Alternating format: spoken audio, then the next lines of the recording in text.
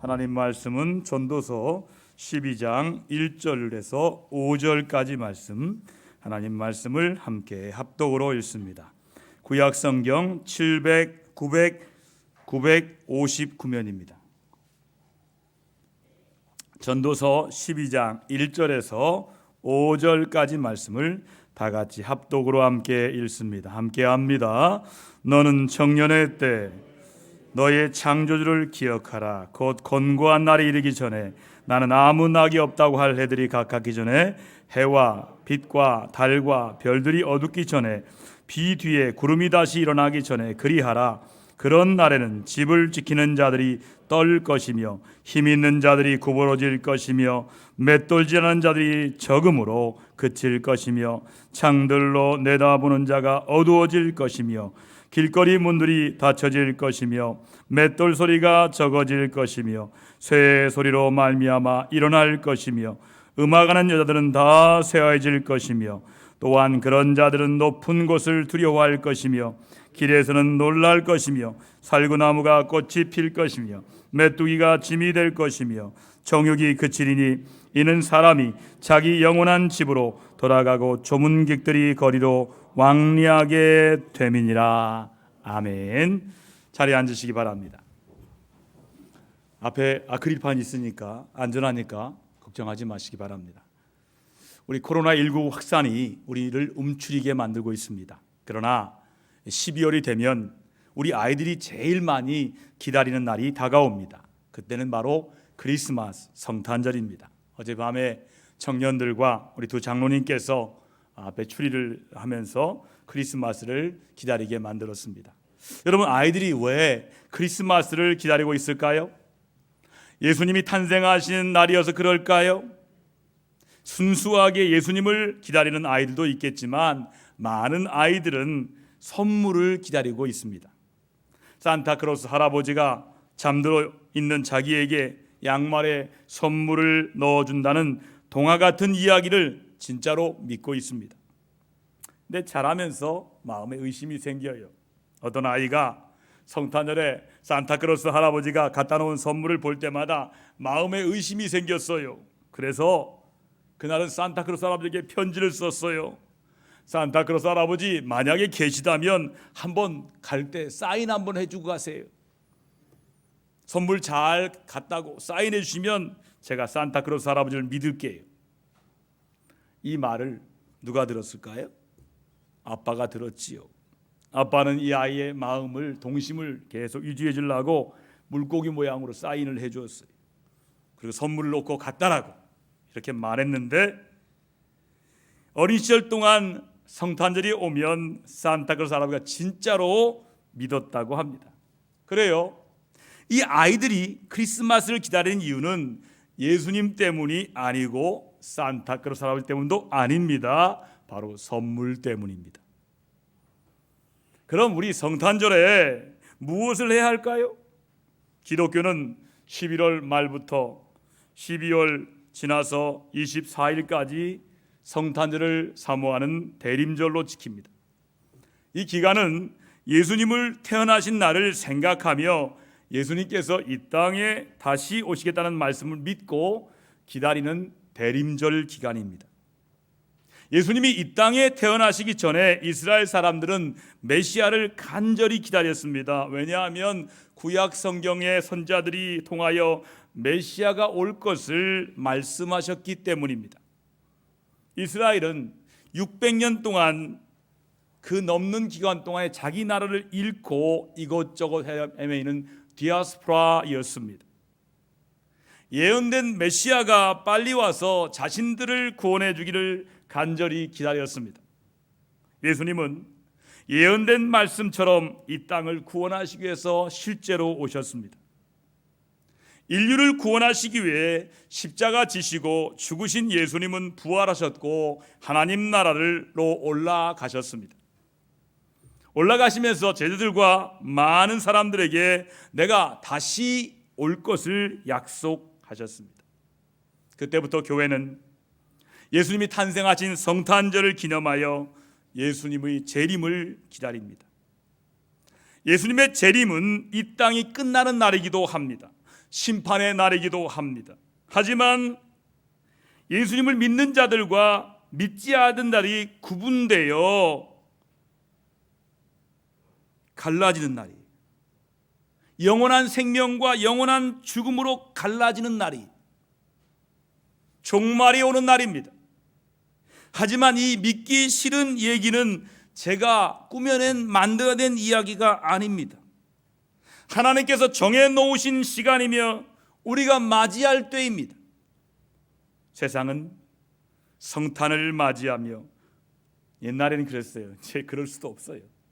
흥청망청 즐기고 여행 가고 선물을 나누며 즐거워했지만 지금은 멈춰 있습니다. 우리는 멈추어서 성탄절을 기다리며 이 땅에 심판자로 오실 예수님을 깊이 생각해야 합니다. 종말을 준비해야 합니다. 만약 준비하지 않으면 우리는 그날 주님과 함께 있지 못하고 말씀에 나오는 것처럼 슬퍼하며 이를 갈며 밖에 버려져 영원한 고통을 받아야 합니다. 그러나 종말은 죄인들에게는 무서움의 시간이고 오지 않으면 하는 시간이지만 예수 그리스도를 나의 구주로 믿는 사람들에게는 기다림의 시간이, 믿음으로 인하여 고난과 핍박이 끝나는 날이기 때문입니다. 지금은 아무것도 아니에요. 이제 고난의 시작이 불과해요.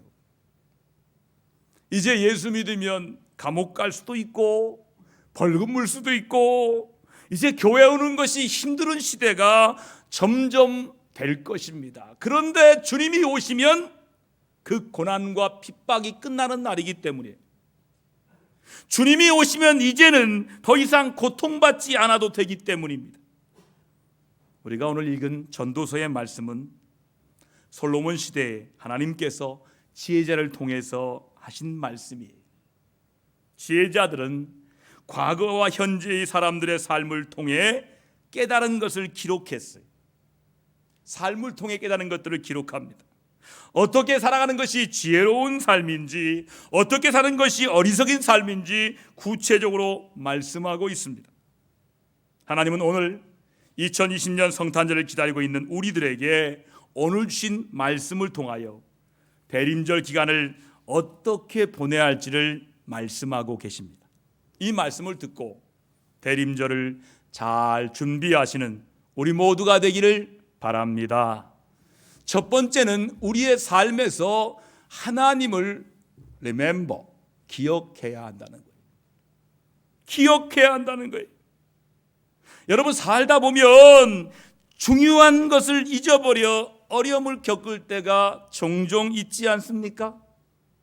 핸드폰 잃어버리고 지갑 잃어버리고, 그래서 중요한 걸 잊지 않고 기억하려고 애를 씁니다. 메모지 써서 또 자기 스케줄 관리하고. 우리 인생에 잊지 말고 기억해야 할 것이 있습니다. 우리가 잊지 말고 기억해야 할 것이 무엇일까요? 1절 말씀을 보시면 우리가 잊지 말고 기억해야 할 중요할 것을 말씀하고 있습니다. 무엇을 기억하라고 말씀합니까? 너의 창조주를 기억하라, 이렇게 말씀하고 있어요. 너의 창조주를 기억하라.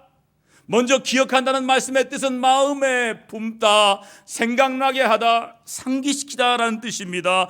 이 말은 명령이기도 하며 능동형 동사입니다. 누군가 내 마음에 품게 해주고 생각나게 해주고 상기시켜주는 것이 아니라 내가 스스로 그렇게 해야 한다는 하나님의 명령입니다. 그럼 무엇을 기억해야 할까요? 너의 창조주입니다. 즉 너를 창조한 분을 기억하라는 말씀이에요. 여러분은 누가 여러분을 창조했다고 믿습니까? 세상이 말하는 진화론은 세포가 어느 날 갑자기 진화되어서, 그리고 그 세포조차 우연히 생겼어.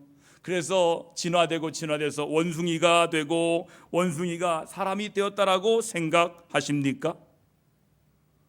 세상의 모든 것은 우연히 만들어진 것이 없어요. 어떤 사람들은 사람이 이 우주가 우연히 만들어졌다고 말합니다. 우연히 만들어진 것이 어떻게 그렇게 질서 있게 움직일 수 있을까요?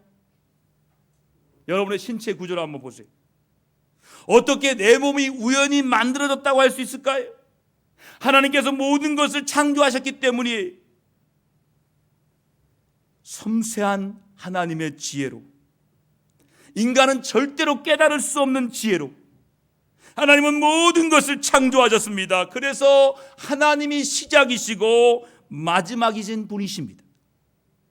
창조주를 기억한다는 것은 누가 나를 창조했나를 기억하는 것을 넘어서 왜 나를 창조했나를 기억하라는 말씀입니다. 하나님께서 인간을 창조하신 것은 재미삼아 인간을 창조한 것이 아닙니다. 목적이 있어서입니다. 하나님께서 우리를 창조하신 이유는 우리를 통하여 영광을 받으시기 위해서입니다. 우리를 통해 영광을 받으시기 위해서라고 해서 매일 교회 와서 봉사하고 아무것도 하지 않고 교회에서 붙어 살라는 뜻이 아닙니다. 인생의 모든 순간을 하나님께 감사하고 그 안에서 하나님께서 내게 원하시는 것이 무엇인지 생각하고 그 뜻을 이루어 드리는 것이 바로 하나님께 영광을 돌리는 삶입니다. 하나님은 우리를 창조하시고 가정의 구성원이 되게 하셨습니다. 부모로 자녀로 살아갈 때 싸우고 미워하며 사는 것이 하나님의 뜻일까요? 그럼 하나님의 뜻은 무엇일까요? 사랑하고 용서하고 이해하는 것입니다. 하나님은 우리를 창조하시고 사회의 구성원이 되게 하셨습니다. 교회 안에 지체들로 살게 하셨습니다. 사회에서는 어떻게 살아가야 할까요? 직장생활 엉터리로 하고 다른 사람 속이고 부정한 삶을 살고 어떻게든 성공만 하려고 하는 삶일까요? 아닙니다. 정직하고 성실하며 다른 사람과 함께 살아가는 것이 하나님께 영광을 돌리는 삶입니다. 또 한 가지 하나님을 기억할 때 중요한 것이 있어요. 청년의 때 하나님을 기억하라고 말씀해요. 아이고 목사님, 청년의 때니까 나는 해당이 안 돼요. 그런데요, 성경을 잘 보면 청년의 때란 히브리어로 풀어보면 하나님께 선택받은 자 바우르입니다. 그러니 청년의 때란 젊은 청년만 이루는 것이 아니라 하나님께서 선택받은 분은 다 포함되는 것입니다. 여호수아도 80세, 갈렙도 82세, 모세도 80세, 아브라함도 75세 선택하신 때가 청년의 때라는 말씀입니다.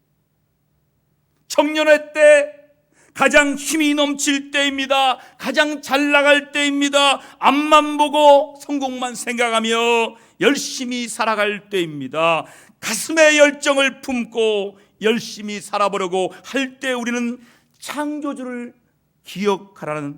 하기란 힘든 시기입니다.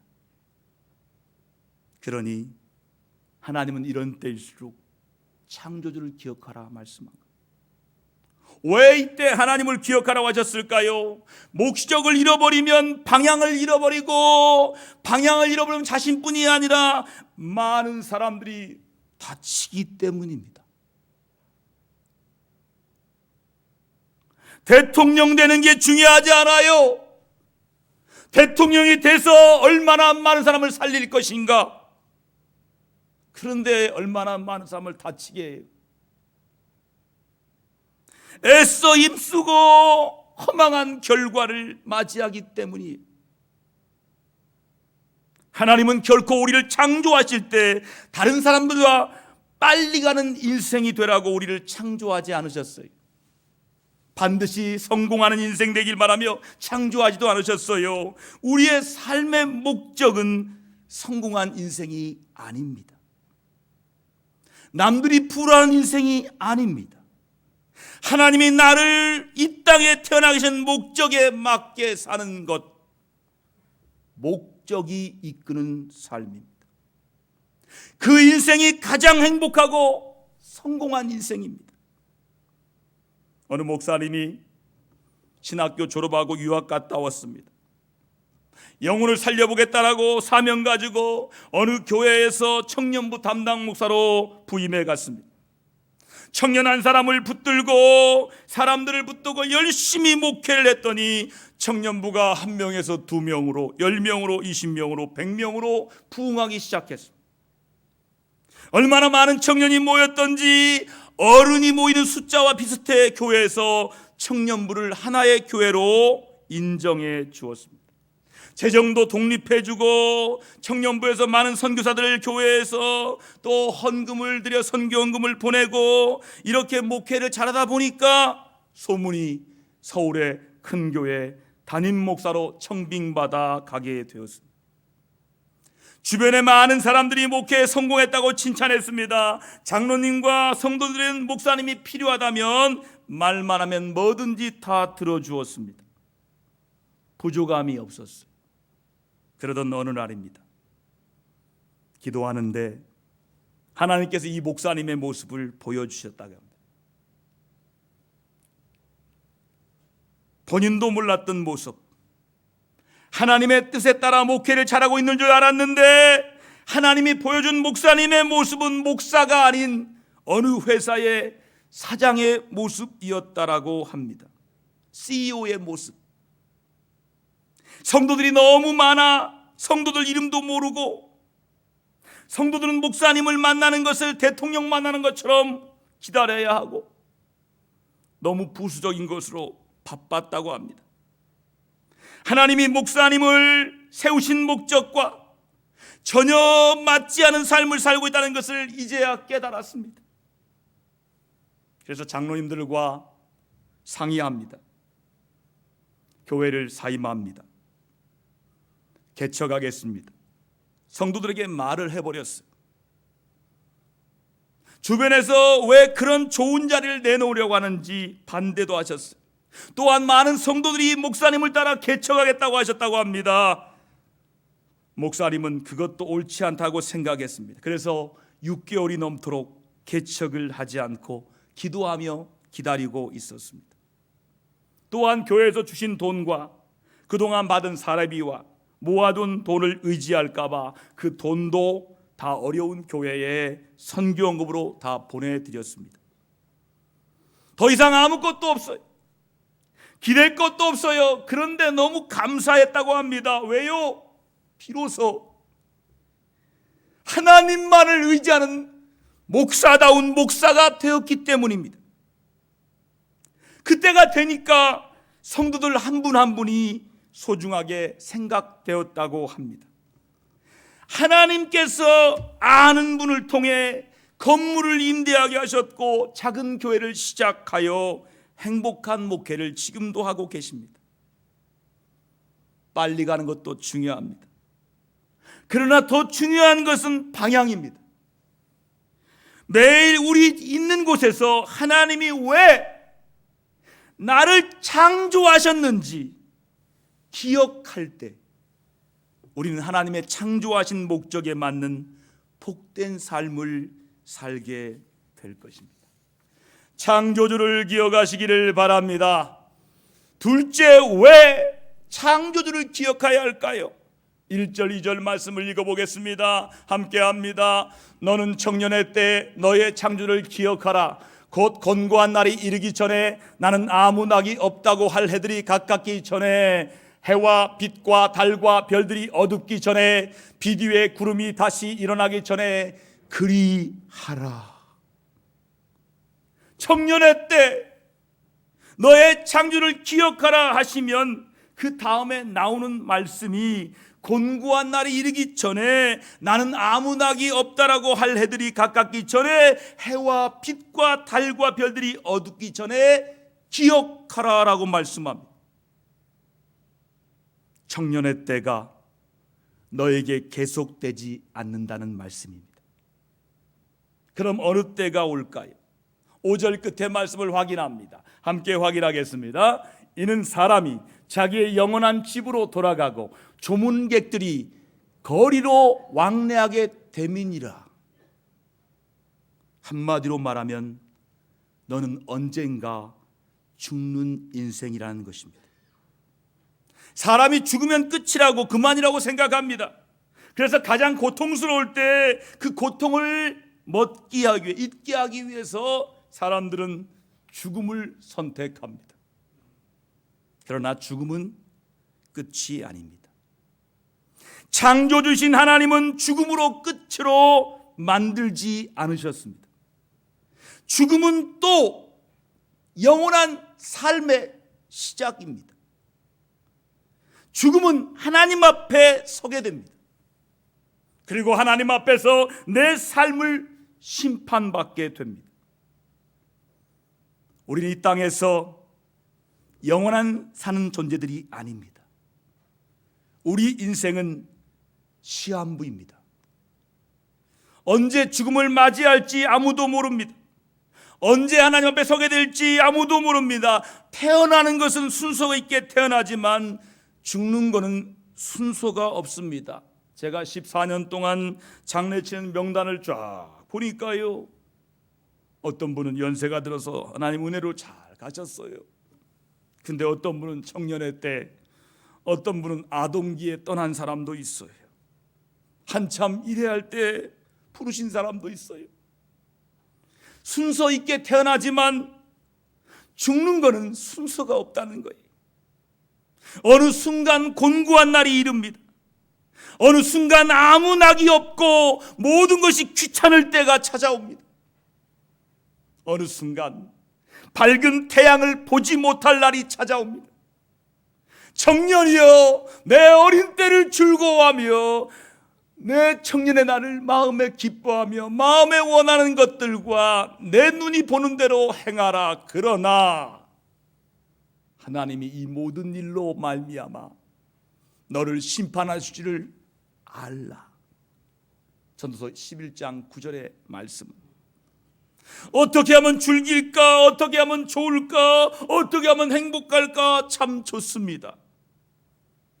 그러나 우리가 즐기고 우리가 좋고 우리가 행복한 모든 인생이 하나님 앞에 심판을 받게 됩니다.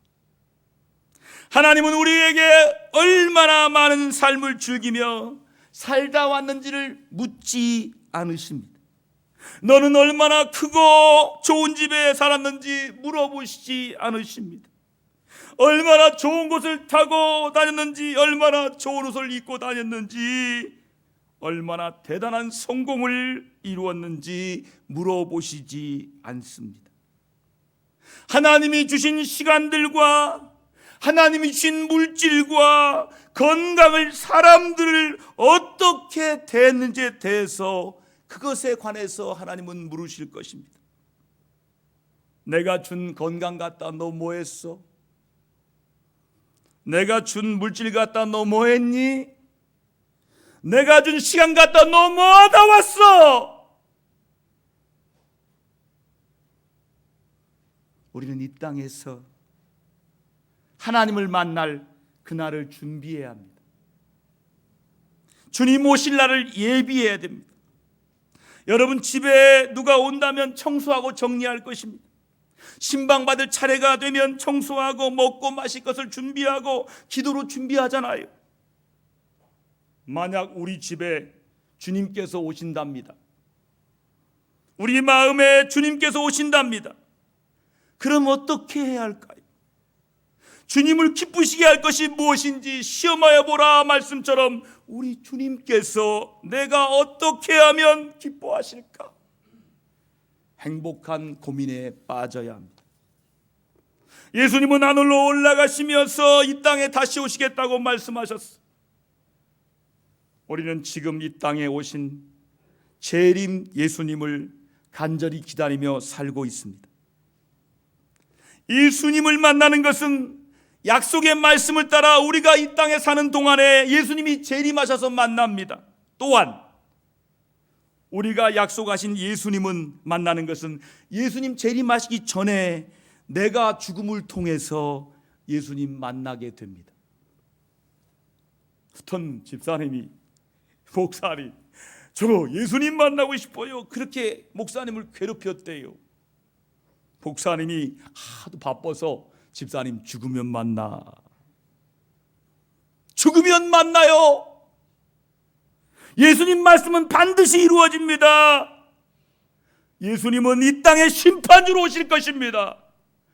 우리가 그날을 맞이하기 전에 창조주 하나님을 기억해야 합니다. 그리고 하나님의 뜻에 맞는 삶을 준비해야 합니다. 누가복음 12장 말씀을 보시면 어리석은 부자 이야기를 예수님이 하십니다. 어떤 부자가 그의 열심히 수고하여서 밭에서 많은 열매를 거두었습니다. 열매가 얼마나 많았던지 있는 창고가 부족했어요. 부자는 너무 고민이 되었습니다. 그래서 더 큰 창고를 지어 열매를 저장하려고 했습니다. 그리고 큰 창고를 지어 열매를 다 저장해 두었습니다. 하나도 힘이 들지 않았습니다. 그리고 그 밤에 침대에 누워서 저장해 놓은 열매를 생각하니까 저절로 웃음이 나왔어요. 얼굴에 미소가 나왔어요. 내일부터 이 열매를 팔아서 여행도 가고 좋은 음식도 먹으며 수고한 자신을 위로할 생각하니까 너무 좋아서 잠이 오지 않았습니다. 몇 년 동안 부족함이 없이 살 생각을 하니까 너무너무 좋았습니다. 그런데 그날 밤 하나님이 찾아가셨습니다. 그리고 이렇게 말씀하십니다. 하나님이 이르시되 어리석은 자여 오늘 밤에 내 영혼을 도로 찾으리니 그러면 내 준비한 것이 누구의 것이 되겠느냐 하셨습니다. 그리고 예수님은 이렇게 말씀하십니다. 이렇게 자기를 위하여 재산을 모으면서도 하나님께 인색한 사람은 바로 이와 같이 될 것이다. 주님의 오심, 대림과 재림을 기다리시는 성도 여러분, 코로나19 시대를 살아가는 오늘 우리는 하나님 앞에서 후회할 인생을 살고 있는 것은 아닐까요? 목적에서 빗나간 인생은 아닐까요? 하나님이 창조한 목적에 따라 언젠가 오실 예수님을 맞이해야 할 우리는 어떻게 살아와야 할까요? 나는 어떻게 살아야 될까요? 스스로 질문하는 시간 되시기를 바랍니다. 기도하겠습니다. 하나님, 오늘 우리에게 물으십니다. 부자에게 물었던 것처럼 오늘 밤에 내 영혼을 도로 찾으리니 그 모든 것이 누구의 것이 되겠느냐? 우리가 아무리 준비해도, 우리가 아무리 깎여도 아무것도 아닙니다. 하나님 앞에 후회할 인생 살지 않도록, 목적에서 빗나간 인생 살지 않도록 하나님의 목적하신 대로 우리 주님 맞이하며 사는, 주님을 맞이하고 주님을 기다리는, 주의 재림을 사모하는 성도다운 성도로 살게 주시옵소서. 예수님의 이름으로 기도합니다. 아멘.